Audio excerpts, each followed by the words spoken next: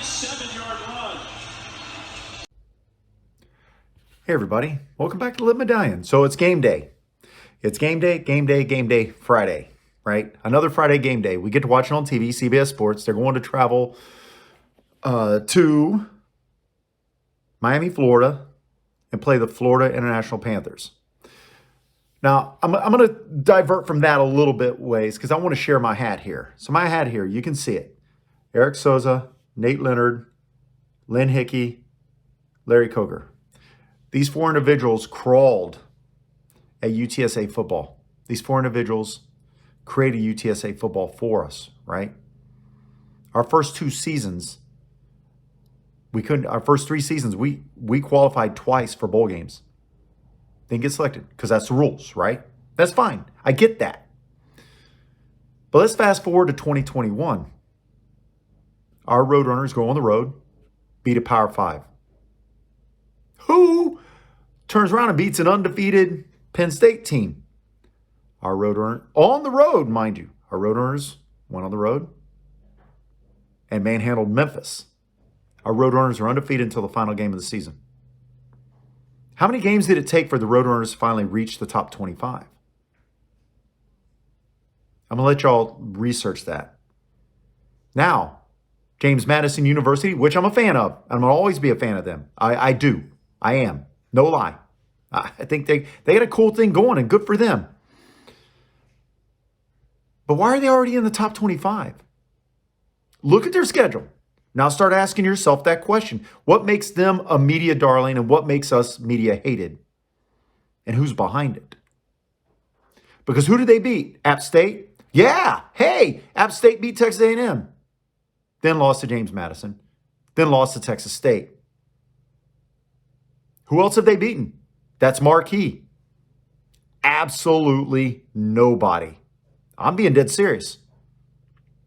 Now they get their shot at Marshall. I think they play Marshall, who beat, Notre Dame. But then Marshall laid an egg after that. So it's not about what you do that one game and catch a team off guard. Marshall looked terrible Wednesday night. It was god awful. That's embarrassing how bad they played. It's embarrassing that they beat Notre Dame.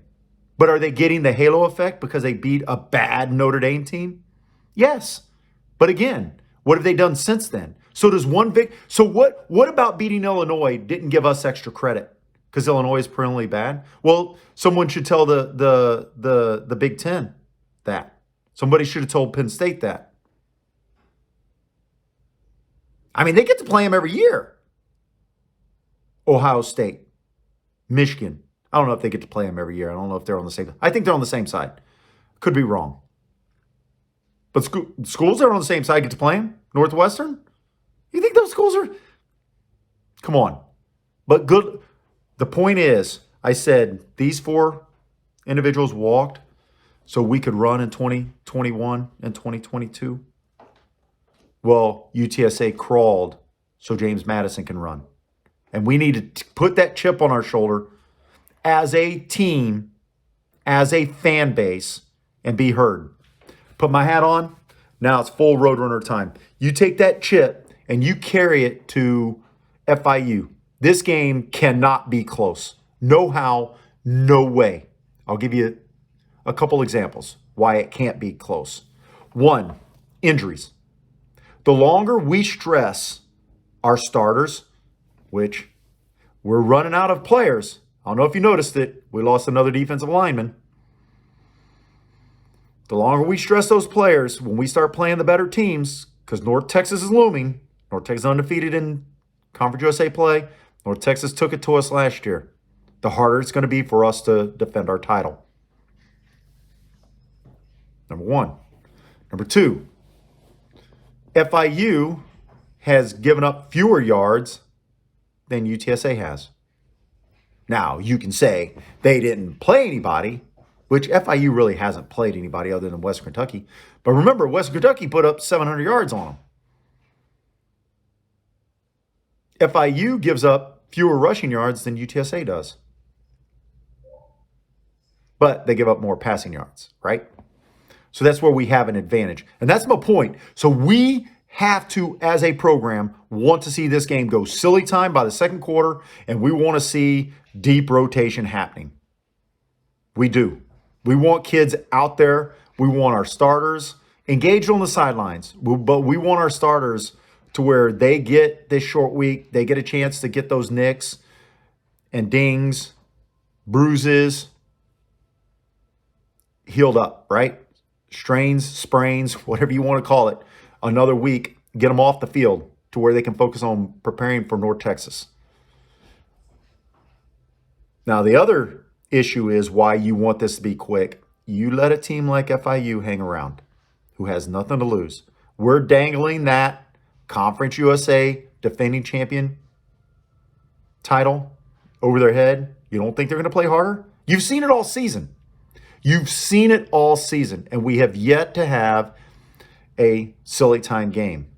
Now, we have a 95% chance of winning, right? 95%. Put that into perspective. 95%. Chances don't matter. Once that coin's flipped and once the first punch is thrown in a fight, like Mike Tyson said, everyone has a plan until they get punched in the face or punched in the mouth, right? And that's true. You see it all the time. And you see it. Will we succumb to them making us do something we don't want to do? Now, can we have a big running game? I hope so. I would love to see Carpenter carry the ball. I'd love to see Traylon Smith carry the ball. I'd love to see Brendan Brady carry the ball. Each one of them, for about 45 to 50 plays of the game. To be honest with you, I think that'd be great. I think it'd be awesome if we just threw 3 passes, once to Clark, Cephas, and Franklin for huge plays, and the next thing you know, handoff.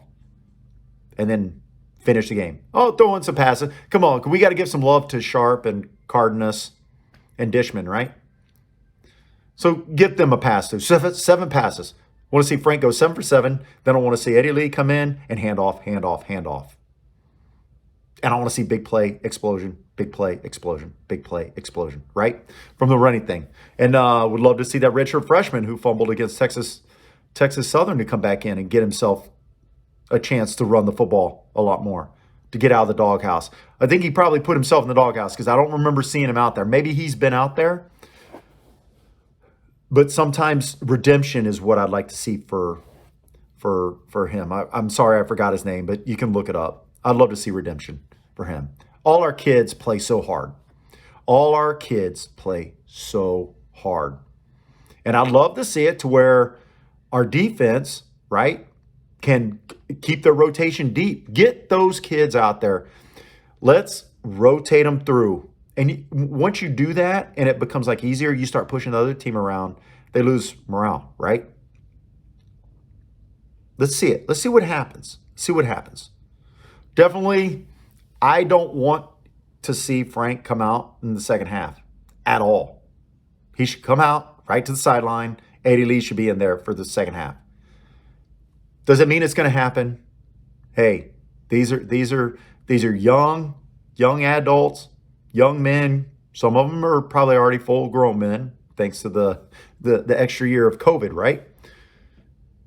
And they're going to have some pride, right? They're gonna come at us.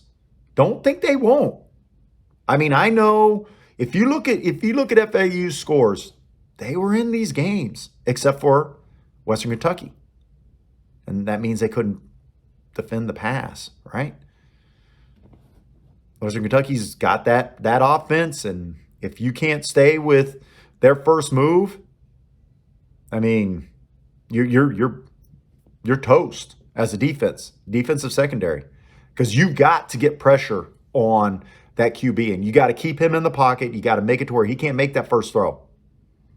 That's what we did with Western Kentucky, right? Made it hard on that first throw. Because that way, once he started trying to get that first throw in the second half and in the fourth quarter, those weren't completed, right?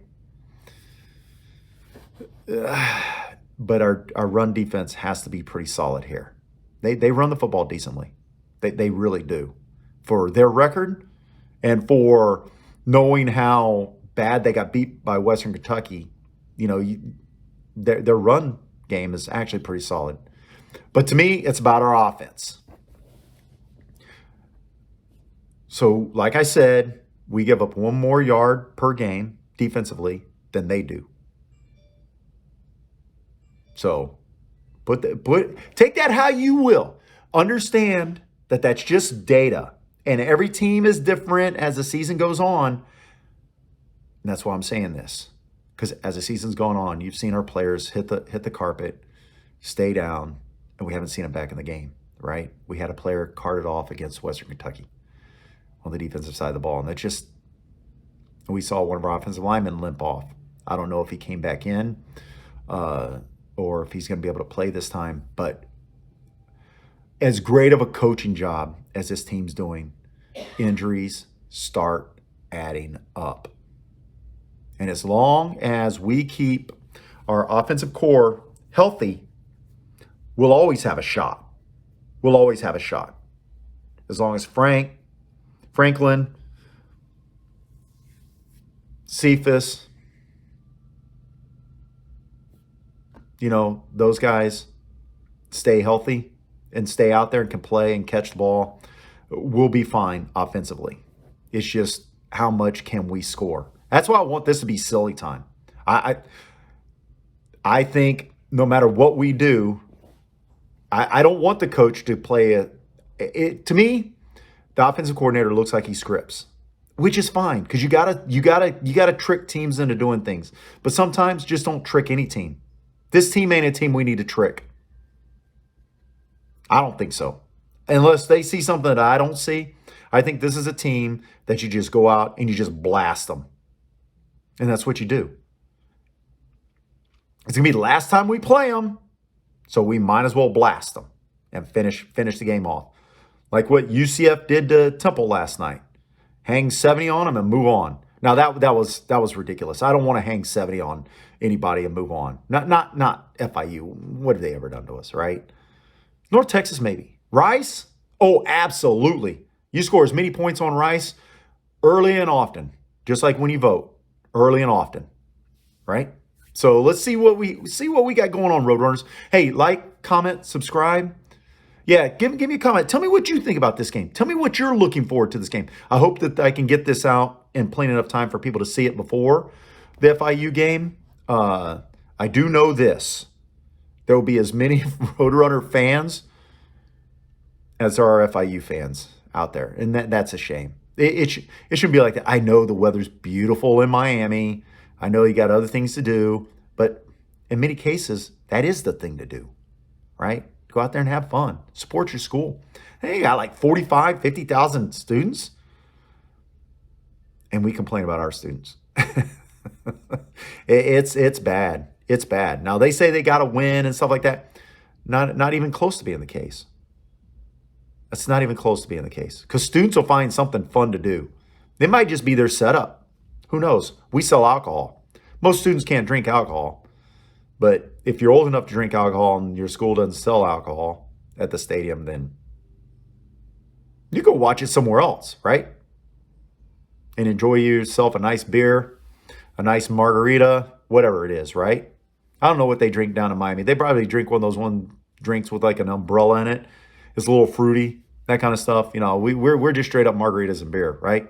Crown of Coke, whatever. Anyway, let's go, Roadrunners. I will see you guys in 2 weeks when we play North Texas. We need to get this win because it's important. We need to get this win. It's important. They're adding up to where these games are only going to get harder. We need a bowl game. Bowl games matter. I don't care what anyone says. Don't let people tell you they're a dime a dozen. You know who says that? Old people. You know who says that? Guys whose team stinks. Or guys whose team is so great that no other bowl games matter to them, right? Not to us. That 13th game matters a lot. Or 12th game. Depends. In our case, we're going for a 13th game because that means we're in the conference championship. Anyway, Roadrunners, peace out.